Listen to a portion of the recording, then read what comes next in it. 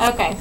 The officer of the deck, Ensign F.M. Riddell, USN Acting Commanding Officer, saw the first plane attack the USS Utah from westward. General quarters was immediately sounded and orders given to set material condition affirm and to light off all boilers.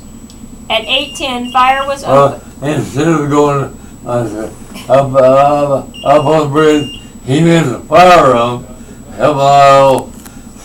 That's where his general quarters station was, and the captain was aboard. But he went to the fire room, and when I got ready to fire, finally when the gun race could get a fire engine, so I sent the fireman around, force rolling down, to tell the cock was his, and then they get in. They could get in. It said at 8:10, fire was opened on Japanese planes using the after .50 caliber machine guns, followed shortly thereafter by the after 5-inch AA guns. The presence of the ships on either side of the Dale prevented the use of all forward guns. The forward 24-inch searchlight made it impossible to bring the director to bear in the direction of the level bombing attacks on the battleships. The 5-inch guns operated in local control with very poor results, the shots bursting well behind. They were working on the control. That was off the director. The shots bursting well behind and short of the targets. A squadron of level bombers flying at about 10,000 feet above the battleships on alternately northerly and southerly courses. 08:15, an enemy dive bomber attacking the USS Raleigh from westward came under severe machine gun fire from all the ships in the nest, nose down, and crashed into the harbor.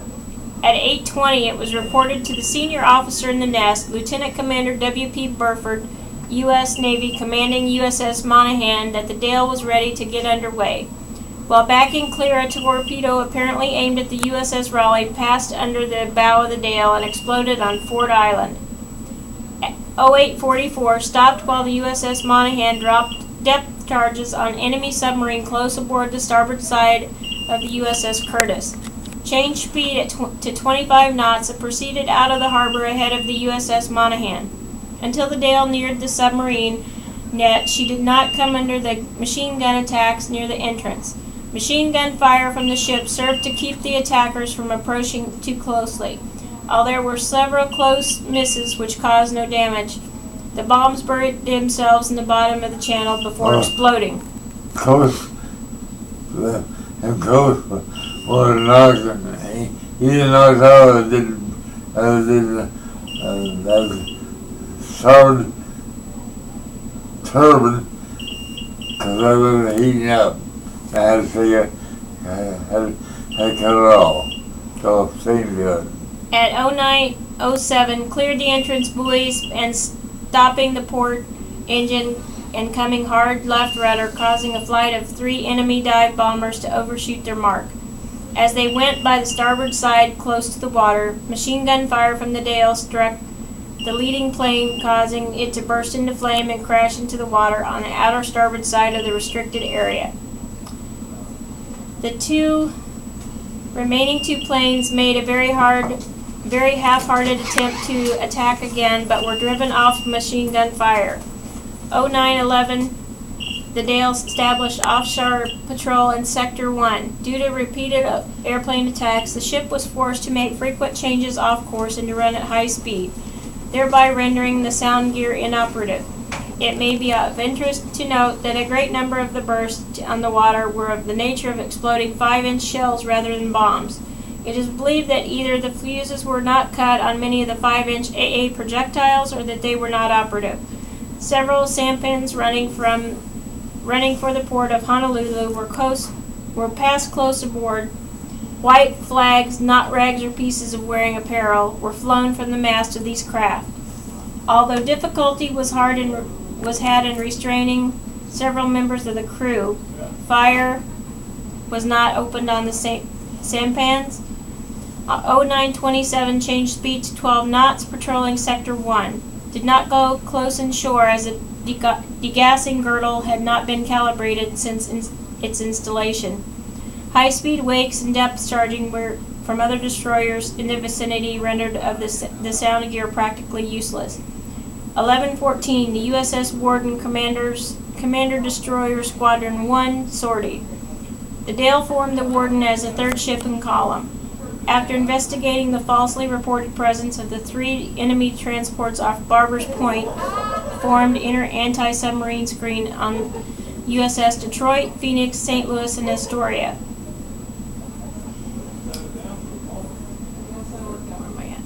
The Dale was assigned to Station 9. The task force speed was 25 knots. At 14:10, the LP pinion bearings on the reduction gear of the port engine wiped. An attempt was made to stay with the assigned task, further reduction speed to 10 knots. Retired the southward at 16:54. Stopped at 19:30 and lay until 0500 the following morning, attempting repairs.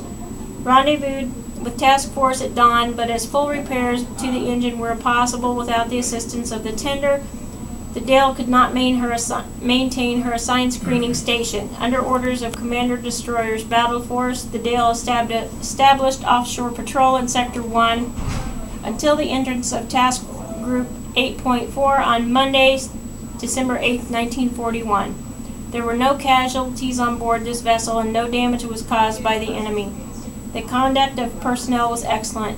After the first feeling of numb shock and disbelief that we were being attacked, a cold rage swept over the crew. There was absolutely no panic or confusion. Orders were implicitly carried out. The ship was made ready for sea and ready to fire within 10 minutes from the time general quarters were sounded. The enemy plane shot down by the Dale off the entrance buoys was observed to the commanding officer. 2 other planes, both dive bombers, were claimed by many members of the crew, including several reliable chief petty officers, to have been shot down by the Dale. Signed, A.L. Rorschach. Rorschach, he was a captain. He wasn't even aboard the ship. He wasn't even what? You didn't hear that one on the History Channel, did you? Aboard ship. This gentleman is one of and that was wrong. last Well, that's wrong. Like 90, yeah, Because serious. So the guy who just wrote that whole report, what when we got on the way, they, Monahan was run aground over there after So you dropped guys okay in here for a second? the dip started, and then trying to back out.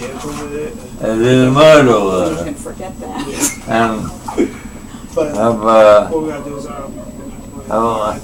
was locked further north from West Block, because West Block was where the sewer ran in. And It was some kind of different that commenced up as part of the shipping like close behind. And we got the other commenced Did up, you get your stuff? Is it yours? Is it? it got